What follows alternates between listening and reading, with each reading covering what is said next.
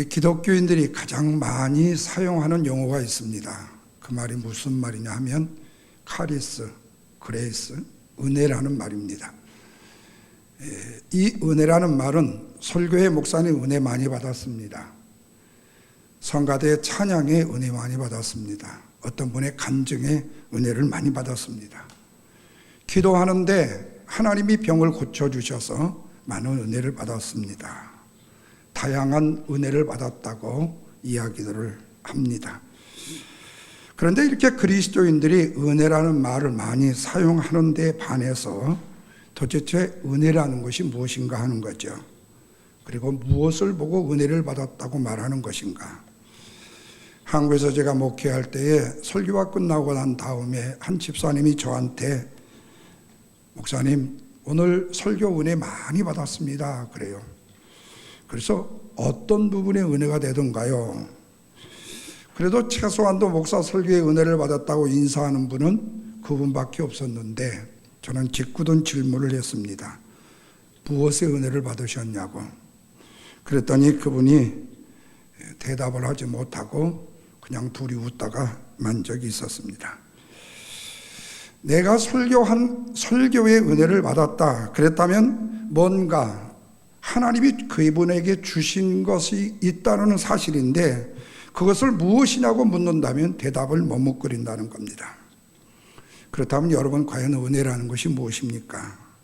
은혜란 말을 한마디로 헬라어나 히브리어 이걸 요약해서 우리말로 표현을 하면은 사랑과 친절을 은혜라고 말합니다. 긍휼과 자비를 은혜라고 말합니다. 그리고 또한 호의를 은혜라고 말합니다.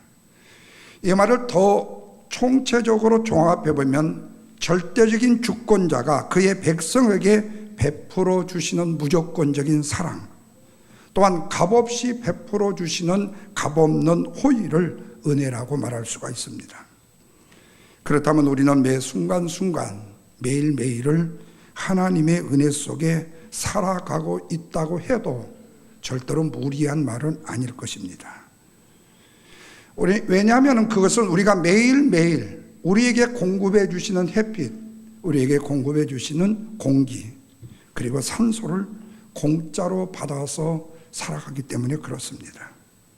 그렇다면 우리의 인생의 삶은 한시도 하나님의 은혜가 없이는 살 수가 없는 존재라는 얘기예요. 왜냐하면 우리는 공기를 돈 주고 산 적이 없고 햇볕을 돈 주고 산 적이 없습니다. 우리는 그저 매일마다 우리에게 베풀어 주시는 그 맑은 공기, 특별히 우리 시애틀의 맑은 공기, 이마가 싸한 거, 한국에서는 40도라고 데워 죽겠다고 말하는데 우리는 추워 죽겠어서 밤중에 이 극사서 이불 덮고 잔다 그 말이에요. 왜 이렇게 불공평한지는 하나님께 물어봐야 되겠지만 어쨌든 우리는 지금 그런 좋은 환경 속에서 하나님의 은혜로 살아간다고 말하면 절대로 부족함이 없다 그 말입니다. 이렇게 하나님을 믿는 사람이든 믿지 않는 사람이든 간에 모든 사람들에게 주어지는 은혜가 있어요. 이 은혜를 자연의 은총, 일반 은혜다 이렇게 표현을 합니다. 그런데 예수를 믿고 교회에 나오는 사람들에게 베풀어주는 또 하나의 은혜가 있습니다. 이것을 우리는 은혜 중에 은혜다 이렇게 말해요. 이것은 예수 그리스도의 보혈의 피로 말미암아 죄 사함을 얻어서 구원을 받은 구원의 은혜다 이렇게 말해요. 뿐만 아니라 우리가 하나님의 자녀가 되는 은혜, 그리고 또한 예수를 믿어 영생을 얻어 천국에 갈 수 있다라는 은혜, 이 은혜는 믿는 자에게만 주어지는 은혜이기 때문에 한계가 있습니다. 제한적 은혜라고 말해요. 그래서 이걸 특별 은총 그리고 특별 은혜라고 말합니다. 그래서 우리는 이미 예수 그리스도가 나의 구주가 되셨기 때문에 저와 여러분은 구원의 은혜를 받은 자인 줄로 믿으시면 아멘 하시길 바랍니다. 그런데도 불구하고 아직도 성도님은 구원을 받으셨습니까? 당신은 구원을 받았습니까? 이렇게 묻는 물음 앞에 예, 아멘 이렇게 자신 있게 대답을 못하는 교인들도 있다라는 거예요. 목사님 아직 부족해서요. 저는 아직 끊지 못한 것이 너무 많거든요. 근데 또 제가 교회 나온 지 얼마 되지 못하고 배우지를 잘 못해서 신앙적으로 아는 게 별로 없어요. 이런 분들의 특징이 있습니다. 그것은 뭐냐면 내 자신의 삶이 뭔가에 정도 좀 발전이 돼야 되고 내 행동이 그래도 뭔가 선하게 좀 가까이 되어 변화가 되어지고 착하게 산다고 생각되었을 때 내가 구원받은 사람처럼 생각을 한다는 거예요. 그러다 보니까 착하게 살 것이라고 생각했던 예수 믿는 사람이 악한 일을 했다고 신문 한번 나오면 죽일 놈이 되는 거예요. 그러나 여러분 꼭 기억하십시오. 윤리와 도덕적으로 착한 일을 한다고 내가 행동의 변화를 받은 것이 우리가 구원을 받았다는 징표라고 말할 수는 없다는 거예요. 이 말을 다른 말로 말하면 오늘날 교회에 나오는 사람들의 마음속에도 하나님의 은혜로 말미암아 믿음으로 말미암아 구원을 얻은 것이 아니고 내 자신의 착한 행동과 내가 선한 공로로 말미암아서 구원을 받을 수 있다라는 불신앙들이 가득 차 있다라는 얘기예요. 여러분, 이 땅에 많은 종교들이 있는데 그 종교들이 주장하는 것이 굉장히 디프런스한 것 같죠. 다른 것 같죠. 그런데 하나의 포인트, 공통점이 있습니다. 그것은 하나님이 거저 주시는 은혜의 구원을 거부하고 내 자신의 행위와 노력으로 구원을 이루려고 하는 열심을 품는다는 거예요. 그러나 여러분 분명히 말씀을 드립니다. 종교의 생활로는 결단코 구원을 이룰 수가 없다는 거예요. 오늘 본문 8절과 9절 말씀을 다 같이 한번 읽겠습니다. 시작. 너희는 그 은혜를 인하여 믿음으로 말미암아 구원을 받았으니 이것이 너희에게서 난 것이 아니요 누구의 선물이요 하나님의 선물이요 행위에서 난 것도 아니니 이는 누구든지 뭐라고 그랬죠? 자랑하지 못하게 하려 함이라. 어떤 사람도 자기의 행위와 선행으로 구원을 받을 수 있다 없다? 없다고 말씀하고 있습니다. 그렇습니다. 구원은 하나님의 은혜로 받는 것이지 사람의 착한 행실로 받는 것이 아니다는 거예요. 그러므로 우리가 그리스도인으로서의 나의 구원의 주님을 내가 믿기만 해도 구원을 얻게 되는데 우리는 착한 행실을 갖다 붙여놓고 내가 이렇게 착하게 사니까 우리가 이렇게 착하게 행동을 하니까 우리는 구원을 받을 것이다. 우리 아버님이 늘 하시는 말씀이 있었어요. 내가 교회를 나가자고 하면 우리 아버님이 하시는 말씀이 내가 교회에 나가야 될 이유가 없다. 왜요? 나는 누구 거 띄어먹은 적이 없거든. 누구한테 나쁜 짓 한 게 없어. 내가 오히려 지금 쌀 몇 섬을 누구한테 지금 뜯긴 줄 아냐? 나는 착하게 사셨다는 거예요. 내가 거기다 대고 구원에 대한 이야기를 하는데 얼마나 많은 열정을 쏟았겠어요? 후에 우리 아버님은 몸이 병들어 계실 때에 맞아, 내가 착하게 살았다는 것도 다 부질이었구나. 나보다도 더 착하게 산 사람도 많았지만 문제는 착함으로 구원을 얻지 못한다라는 사실을 깨닫고 그리스도를 구주로 영접하셔서 천국에 가신 우리 아버님이 계셔요. 오늘 우리로 하여금 구원을 얻게 하신 은혜도 하나님께서 우리에게 주신 선물이요 하나님께서 우리에게 주신 구원의 은혜라는 말씀입니다. 여기서 바로 기독교와 세상의 종교와의 근본적인 차이점이 있습니다. 우리는 이 세상에서 제일 큰 은혜를 받은 자들이라는 사실도 이 사실에서 알게 되어져요. 남들이 알지 못하고 남들이 깨닫지 못하고 남들이 받지 못했던 하나님의 가장 신비한 구원의 은총과 그 사랑을 우리가 예수 그리스도를 나의 구주로 믿음으로 말미암아 하나님께로 받았기 때문에 이 은혜에 감사하는 삶을 사시기를 주님의 이름으로 축원합니다. 그런데 보통 교회 나오시는 분들 중에 어르신들이 그래요. 아이고 목사님 아무리 그래도 그렇지요. 나 같은 사람이 구원받을 자격이 있나요? 나는 너무나도 못된 짓을 많이 했거든요. 이렇게 생각하는 분들이 있고 말하시는 분들이 있어요. 이런 생각을 싹 버리라는 거예요. 이런 생각을 버리라는 거예요. 저와 여러분 우리 중에 구원을 받을 만한 자격이 있어서 구원받은 사람이 있으면 나와보세요. 아무도 없습니다. 여러분, 우리는 흔히 감옥에 가 있는 사람들을 죄수라고 말합니다. 그런데 그 사람은 감옥에 간 이유가 그 죄악을 들켰기 때문에 감옥에 가 있어요. 그런데 안 들킨 사람은 감옥에 가지 않았으면 그 사람은 죄인이 아닙니까? 사실은 양심으로는 죄인이요. 안 들켜서 그래요. 여러분, 우리가 60말 이상을 한 번쯤 오버하지 않는 사람이 어디 있습니까? 이 세상의 법도와 룰들을 한 번 다 지켰다고 세상을 완벽하게 살았다는 사람이 세상에 어디 있습니까? 우리의 인간의 행위와 우리의 인간의 윤리와 도덕으로는 우리가 구원을 받을 만한 일들이 전혀 될 수가 없다는 거예요. 그래서 오늘 본문 1절에서 3절까지의 말씀을 요약하면 이렇습니다.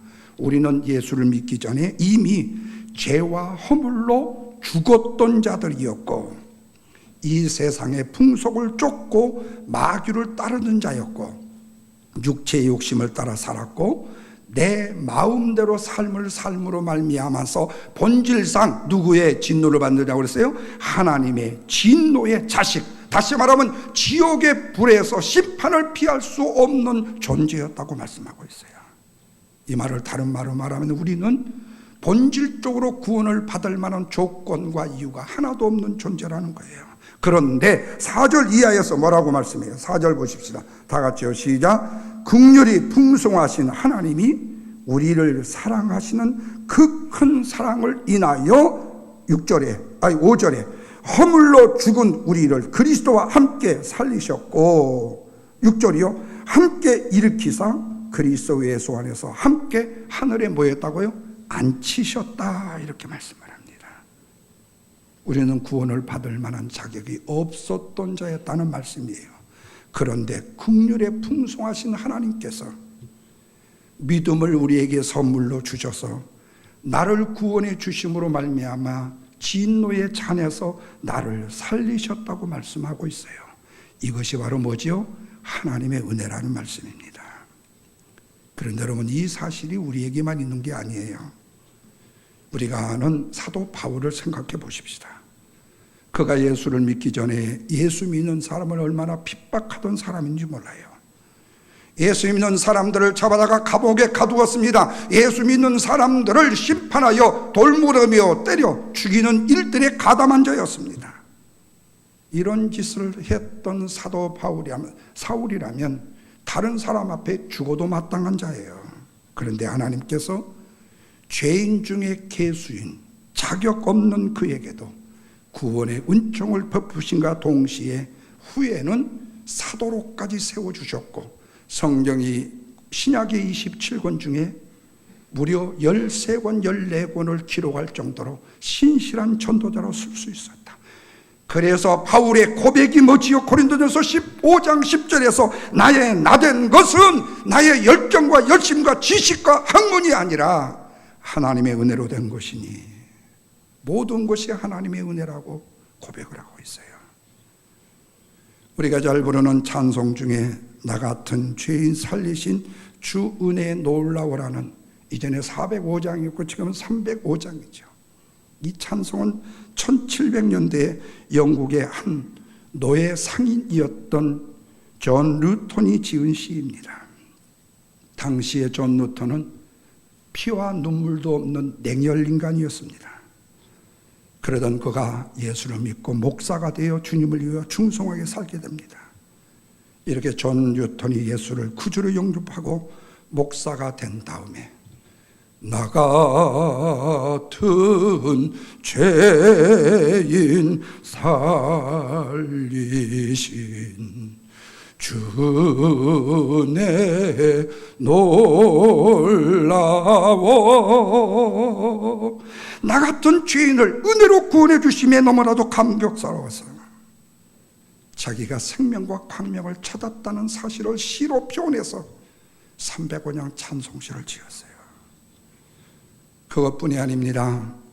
남편을 5번이나 지 맘대로 갈아치우고 6번째 남편과 살았던 그야말로 인생의 만족을 보며 살았던 수가성의 사마리아 여인, 그 여인도 예수를 만나 생명수 되신 예수님을 만나 구원을 받았습니다. 간음중의 현장에 잡혀서 돌무덤에 맞아 죽어야 될 그 여인도 예수님을 만나 구원의 은혜를 받았습니다.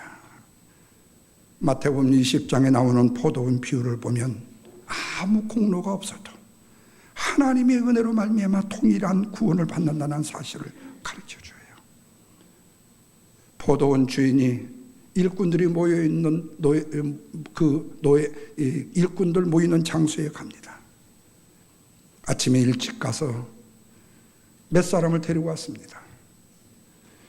그런데 일하다 보니까 일손이 모자랍니다. 그래서 정오에 12시에 가서 또 사람을 데리고 왔습니다. 그래도 또 모자랍니다. 오후에 3시에 가서 또 데려왔습니다. 그래도 또 모자라요. 6시면은 일이 딱 끝나는데 5시에도 가서 사람을 데려왔어요. 그리고는 그 사람들에게 하루의 일당을 주는데 아침에 9시에 온 사람이나 1시간 남겨놓고 오후 5시에 온 사람에게 동일하게 한 데나리온의 품삯을 주는 거예요. 아침에 온 사람들이 따지고 묻습니다. 그 주인이 하는 말은, 나는 당신과 한 데나리온은 하루로 주기로 약속했다면 나는 당신에게 더 이상 줘야 될 것이 없고 1시간 일한 사람에게 내가 한 데나리온을 준들 내가 주고 싶은 대로 주는 것이니 당신은 따질 이유가 없다고 말이에요. 다시 말하면 1시간 일하는 사람도 아무 공로가 없지만 은혜로 말미암아 아침 9시에 온 사람과 동일한 구원의 은혜를 받더라는 거예요.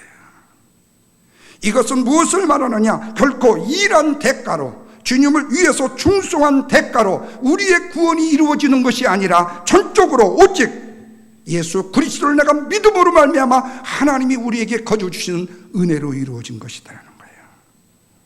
그렇다면 여러분, 지금 저와 여러분이 늦게라도 지금 이제라도 예수를 믿게 된 것, 얼마나 하나님의 큰 은혜와 축복이 아닐 수 있겠습니까? 포도원 비유에서 본다면 이른 아침 인생의 시작은 유소년기의 시작입니다. 제3시 아침 9시에는 청년기입니다. 제6시 정오는 장년기입니다. 그리고 제9시 오후 3시는 장년기와 노년기입니다. 다시 말하면 제11시 오후 5시는 인생의 항원기를 가리킨다고 말할 수 있어요. 어느 시기에 포도원에 들어왔든지 모두 다 한 데나리온을 일품삯으로 받은 것처럼 우리가 어느 시기에 예수를 믿었든지 동일한 구원을 주신다는 말씀이에요. 우리 중에는 어려서 모태신앙으로 예수를 믿은 분도 있고 인생의 항원역에 예수를 믿는 사람, 구원을 받은 사람도 있을 거예요. 그것뿐이겠습니까? 나는 공로가 없어도 동일한 구원을 받고 늦게 믿어도 동일한 구원을 받은다는 가장 극적으로 보여주는 이야기를 우리는 십자가상의 두 강도를 통해서 알게 되어져요.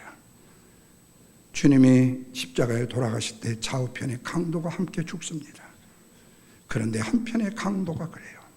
선생이요, 당신 나라에 거할 때 나를 기억해 달라고요. 그랬더니 주님이 오늘 내가 너와 함께 낙원에 있으리라고 말합니다. 한편의 강도는 그렇게 말합니다. 당신은 죄가 없다며 그런데 왜 십자가에 죽어? 그렇다면 당신도 살고 나도 살게, 나도 좀 살려주어. 끝까지 그리스도를 영접하지 않고 자신의 죄악을 깨닫지 못한 그는 후에 멸망으로 달려가게 됩니다. 저는 목회를 하면서 종종 겪는 일들이 있습니다. 평생 동안 예수를 믿지 않다가요, 임종 직전에 가서 찬송 부르고 기도해 주시고 예수 그리스도가 생명의 당신의 구주가 되신다는 사실을 두 손 잡고 마지막 영접의 기도를 드리고 입술로 고백을 듣는데 그분이 예수 그리스도를 나의 구주로 영접했다고 흡족해 하시면서 눈을 감는 분들이 바로 구원받은 분들도 봤어요. 그런데 권사님으로 그렇게 교회에 충성하고 봉사하고 헌신하고 열심히 일하셨는데 마지막 병원에서 숨을 거두시는 동안 다시 가서 권사님, 예수님이 생명의 구주가 되시죠? 그걸 믿으세요? 그러면서 죽지 않으려고 용을 쓰고 대소변을 그냥 토하면서 마지막에 용을 쓰다가 세상을 떠나신 분도 보았습니다. 전자의 분은 행운이지만 후자의 분은 불행이 아닐 수가 없습니다. 그런데 우리는 한편으로 구원받는 거 너무 쉬운 거 아니냐고, 누구는 평생의 신앙생활하고 평생에 충성하다가 천국에 가는데 이런 사람들은 금방 구원받아 천국에 간다니 인간적으로 불공평하다는 생각이 들 수도 있을지 모르지만, 그러나 그것이 바로 거저받은 하나님의 은혜라는 말씀이에요. 구원은 전적으로 하나님의 주권사항이기 때문에 그렇습니다. 하나님께서 누구에게 구원의 은혜를 베푸시든 간에 그것은 하나님이 하시는 일이라는 말씀입니다. 그래서 남이 쉽게 구원을 받았다고 너무 불평하지 말라는 거예요. 공로가 없음에도 불구하고 구원을 주신 것이 은혜이기 때문에 그렇습니다. 그렇다면 우리가 지금 동안 어떻게 살아왔던 간에, 어떤 사람으로 살아왔던 간에 그것은 우리에게 꼭 중요한 것만은 아닙니다. 오늘 내가 예수 그리스도를 나의 구주로 영접만 하면 내가 무식해도 지금 또한 헌신과 봉사의 공로가 없다 해도 큰 죄인이라도 낙인이 찍혔다 할지라도 하나님은 그 모든 것들을 보지 아니하시고 오직 너와 안에 예수 그리스도가 영접되었는가를 보시기 때문에 하나님의 은혜로 있을 데 없는 자 왜 구속하여 주는지 난 알 수 없도다. 우리에게 가장 큰 은혜는 구원의 은혜라는 거예요. 내가 예수 믿고 구원을 받는 그 순간에 수많은 은혜가 우리 가운데 쏟아지게 돼요. 내가 예수 믿어 구원을 받는 그 순간에 죄사함의 은혜를 받기 때문에, 내가 예수 믿어 구원을 받는 순간에 내가 하나님의 자녀가 되기 때문에, 내가 예수 믿어 구원을 받는 순간에 내가 천국의 백성이 되어지기 때문에, 그것뿐입니까? 기도할 자격을 얻은 은혜와 하나님이 나의 하나님이 되어주시고 나를 만나주시는 은혜와 나를 의롭다 하시는 은혜를 발견하게 된다는 말씀입니다. 너무나도 많아서 더 이상 열거할 수 없을 정도로 예수 믿고 구원받은 우리는 이미 하나님의 큰 은혜와 사랑을 받은 자들이 아니고 누구이겠습니까? 헤아릴 수 없을 수많은 은혜를 받은 자들이요, 감당할 수 없을 만큼 큰 은혜를 받은 사람이라는 사실을 믿어야 된다. 그렇다면 결론적으로 은혜를 받았다는 것이 무엇일까요? 한마디로 말하면 깨달음을 말합니다. 예배를 드리는데 마음에 평안이 찾아와요. 목사님, 말씀을 들었는데 내 마음에 진한 감동이 있게 되어져요. 내 마음이 뜨거워지게 돼요. 내 마음이 움직이게 돼요. 이렇게 살아서는 안 되겠구나 하면서 회개가 돼요. 이제는 주님 말씀대로 살아야 되겠구나, 이렇게 살아서는 안 되겠구나, 이런 인생의 삶에서 저런 인생의 삶으로 바꾸어져야 되겠구나, 도전을 받는 것 자체가 바로 은혜를 받는 것입니다. 마음의 결단이 되는 것입니다. 이런 현상들이 바로 내가 은혜를 받았다라고 말할 수 있는 거예요. 그보다 더 중요한 것은 우리가 은혜를 받았다고 할 때 그 은혜는 내가 구원받은 하나님의 사랑이구나, 예수님의 십자가의 보혈로 이런 놀라운 구원의 은혜를 힘입는구나, 내가 그 죄인이었음에도 불구하고 주님이 나를 구원해 주셨구나, 이것이 깨달아지고 이 사실이 감사와 감격과 찬양이 되어야 합니다.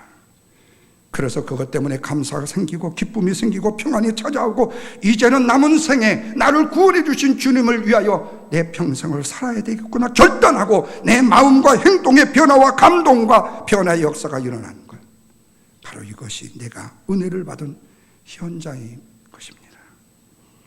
나 자유 얻었네, 너 자유 얻었네, 우리 자유 얻었네, 이런 찬송이 나와야 되고, 이것이 나의 간증이요, 이것이 나의 찬송일세, 나 사는 동안 끊임없이 구주를 찬송하리로다. 이런 감동의 고백이 우리의 마음과 생각과 행동에서 우리 입술에서 흘러나와야 된다는 말씀입니다. 마지막으로 예수 믿는 분들의, 구원받은 분들의, 은혜를 힘입은 분들의 특징이 있습니다. 그것은 하나님, 제가 뭔데 나에게 이런 큰 은혜를 주십니까? 라고 겸손해지는 겁니다. 뿐만 아니라 나 같은 사람 구원해 주시고 나를 하나님의 자녀로 삼아 주신 것에 대해서 그저 감사합니다. 감사하는 사람입니다. 이런 크신 구원의 은혜를 저와 여러분이 이미 받았다는 말씀입니다. 우리의 사랑하는 성도들과 함께 고백할 수 있는 것은 당신과 나는 이미 가장 큰 은혜를 받은 사람입니다. 이제 남은 생에 은혜의 놀라운 감사를 고백하면서 그 은혜에 보답하면서 주님을 위하여 살아가는 사랑하는 우리 교회의 성도들과 우리 모두가 되기를 주님의 이름으로 축원합니다. 기도하겠습니다.